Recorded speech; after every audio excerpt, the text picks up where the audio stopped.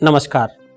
हम जब हमारे क्लासरूम में जाते हैं, विद्यालय में जाते हैं, तो हमारे क्लास में जब हम बैठने के लिए जाते हैं तो बैठने का जो तरीका है वो भी हमारा ठीक हो। तो हमको दो प्रकार के तरीके हैं बैठने का। एक हमको बैठने के लिए बेंच होती है, स्टूल होती है, चेयर होती है, और एक होता है कि हमको दरी पट्टी पे बैठना होता है, फर्श पे बैठना होता है। तो इन दोनों ही तरीकों में हम अगर बैठते समय ही हमने सावधानी पूर्वक बैठे तो फिर हमारा बैठे रहने का जो कर्म है वो ठीक रहेगा। और बैठने में ही हमने गलती की, जरक लगाया बॉडी पे या झटका लग गया, तो फिर बैठे बैठे हमें वो कष्ट देगा और फिर हमारा ध्यान हमारे अध्यापक की तरफ नहीं, हमारी क्लास की तरफ नहीं होकर हमारे उस पेन पर चला जाएगा, उस दर्द पे चला जाएगा। तो हमारा पूरा का पूरा दिन अगर एक छोटी सी गलती के कारण खराब हो सकता है। तो वो गलतियां हम नहीं करें, तो इसके लिए हमको पहले सिंपली, मान लो हम क्लासरूम में अंदर गए तो जाते ही हमारे पास हमारे चटाई है, दरी है वहां, और उस पे बैठना है। तो सिंपली हमारा बैग जो रखने का तरीका है वो थोड़ा सा ऐसा झुक कर अपने उस पे रखें, एकदम से गिराएं नहीं उसको।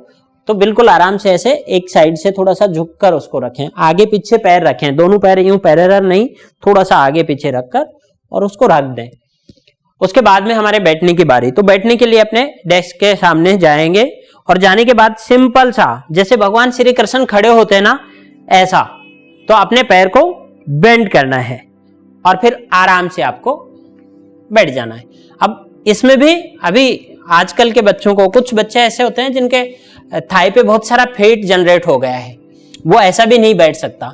तो उनके लिए दूसरा तरीका है कि वो अपने डेस्क के पास जाए और दूसरी तरफ फेस करें, यानी इधर उसको बैठना है तो इस साइड देखकर, और वो धीरे से अपने पैर को बेंड करके और ऐसा घूम कर बैठ जाए।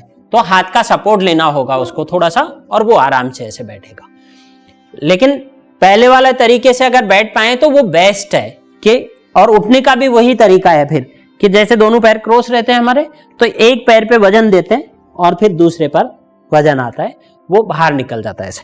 अब ये जो पैर है ये ऐसे बाहर आएगा, सिंपल सा ये पैर को बेंड किया और बहुत आराम से, आपको कोई कष्ट नहीं होगा, प्रेशर नहीं आएगा आपके घुटनों पर। यह हुआ नीचे बैठने का तरीका।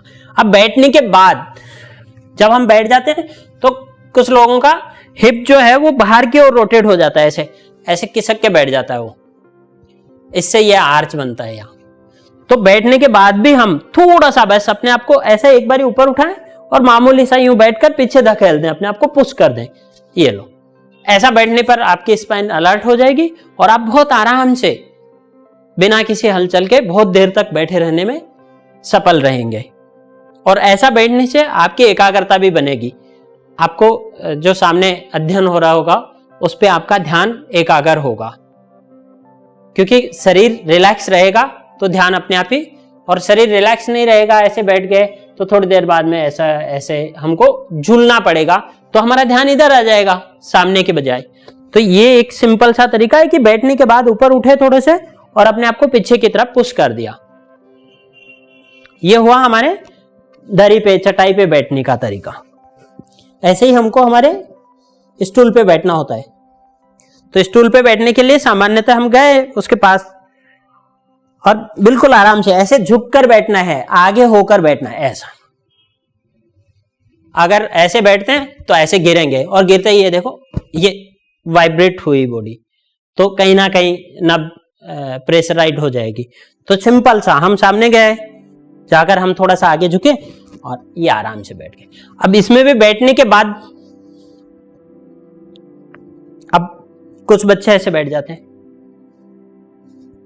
हिप बाहर निकाल लिया और ऐसे बैठे रहते हैं। तो थोड़ी देर बाद में और थोड़े दिनों में उनके यहां फैट जनरेट हो जाएगा, क्योंकि ये आराम की स्थिति में चला गया, यहाँ खिंचाव आ गया और लंबे समय तक बैठे हैं। तो फैट का एक नेम होता है कि जहां आराम मिलता है वहां चला जाता है वो।